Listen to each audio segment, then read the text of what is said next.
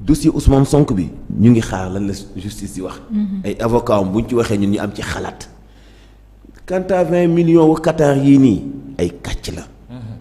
ba keroog nag ma gis suñu institution yi ci war a wax ci ma soog koo dëggal xam nga tey mënoo taxaw ni maître Moussa Diop li mu wax dëgg la. xam nga lan moo tax loo ko naw loo xam ni avocat la mais am na beneen bànqaas muy ab ministère bu génn benn communiqué weddi ko bu doon Aly Ngouille Ndiaye dong mi doon candidat donte woon nag du n'importe qui parce que ministre de l'intérieur la woon. ministre de l'intérieur du caaxaan donte woon ni moom la laax de Aly Ngouille Ndiaye donte woon ni Jean-Claude Mimra kese la mun naa continuer ba léegi ni tekk tey mais le fait ministère des mines génne benn communiqué weddi maître Moussa Diop man du ma weddi maître Moussa Diop de mais du ma taxawati fenn li mu wax dëgg la à 100% parce que képp ku gas benn kàmb bu 5 mètres autorisation bi lay jox nga gas ko moo nga ci ministère ba. mine ku ko yor. Oumar Sarr. ok transhumant la.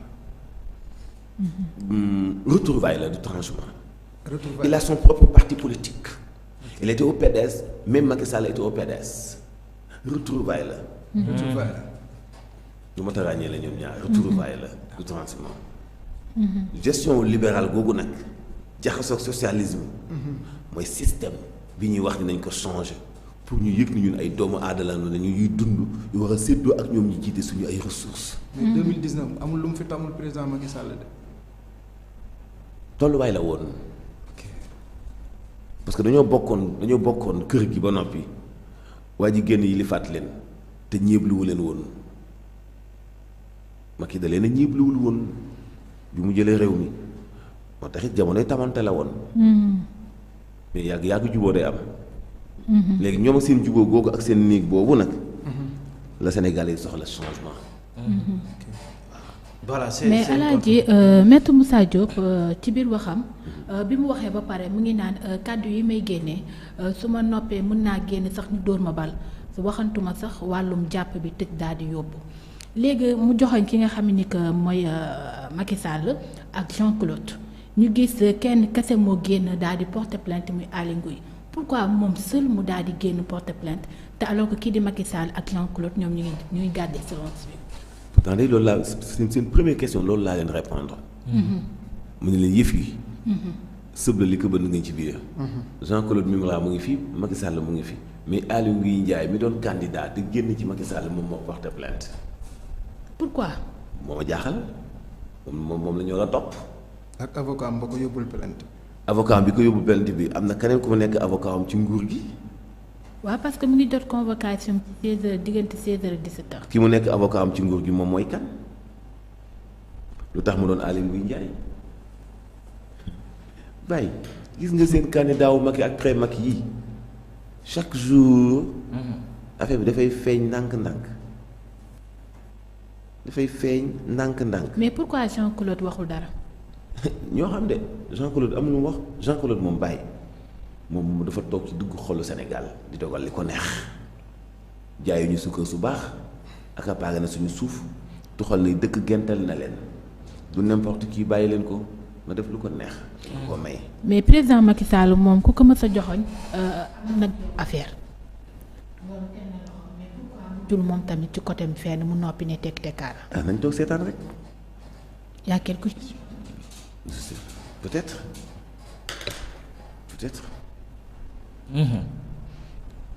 Voilà. C'est important. Le dossier est devant et entre les mains des enquêteurs.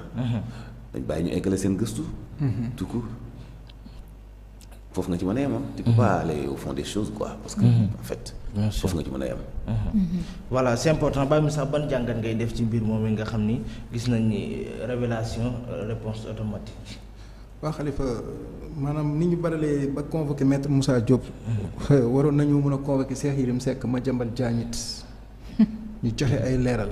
leer parce que bu amul dañoo diffamer Ousmane Sonko.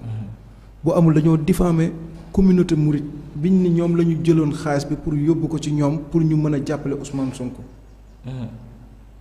état de droit lañ ne foofu kese laa ciy wax baral nañ jéego yi convoqué maître Moussa Diop ndax li mu wax ay révélation la te dañ ci soxla lu leer. mais niñ baralee jéego yi nag. hélas yaa ngi dégg ci suba am ñenn ci presse bi ñu teel a wax ni liñ ko mën a toppee mooy division de fausses nouvelles document administratif recel de document. recel de document.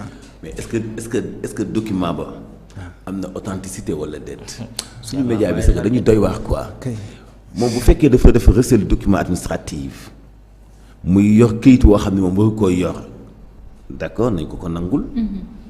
mais këyit wa mu yor baax na wala baaxul loolu lañ soxla. et pourtant démb man bi may liggéey si may déglu Zik FM rédacteur en chef bu Zik FM Simon Pierre Faye moo jëkk poser question authenticité wu papier boobu est-ce qu'il est authentique wala déet.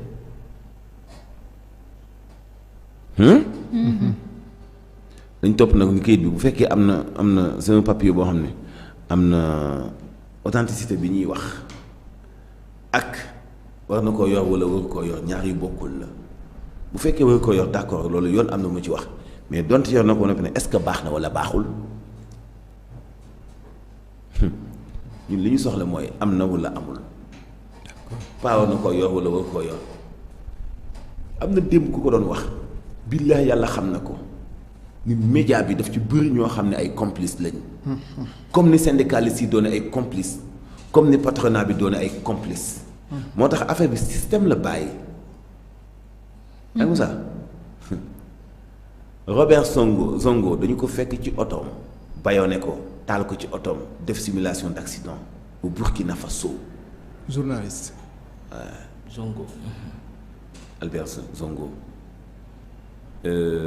am na beneen journal maa ngi fàtte. Jamal Khashoggi.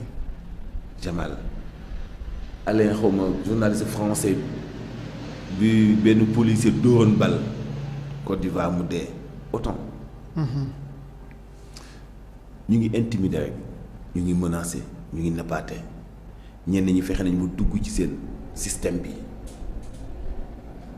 dootul yomb ci àdduna métier bi ñu nekk dootul yomb parce que am na ñoo xam ñu ngi muucu te kenn dootul génne seen gémmañ te ku xës ba commencé muucu rek am na rupture sa diggante ak askan wi cordon ombilical bi la boole woon ak askan wi day dagg.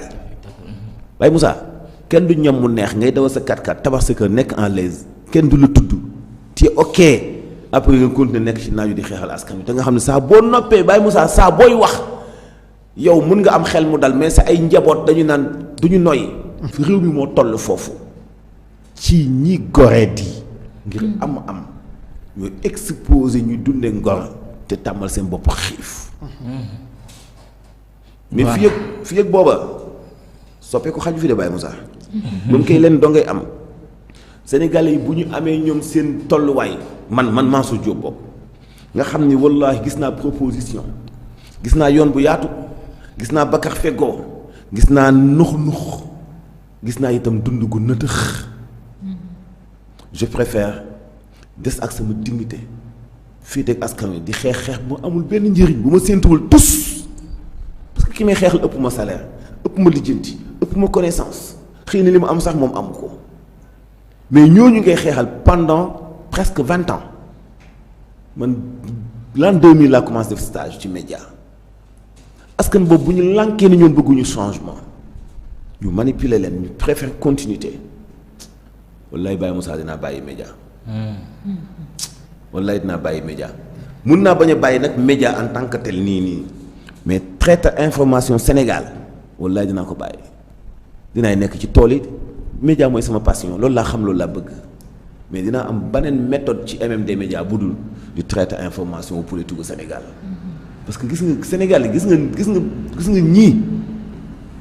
ñii nii nekk fii nii ku gis ni ñuy doxalee nga xam ni askan wi yitteelu leen au fur et à mesure Sénégal yi peuple bi gën a bëri tey passé nañu 18 millions sénégalais nit ñi gën a bëri dund gi gën a jafe di gën a metti liggéey di gën a metti souffrance di gën a am ñu ñuy gën a xañ lépp lu nekkoon avantage di la gën a xañ sa liberté ak sa démocratie di dem sa ay laaf di la néewal doole dootoo wax sa xalaat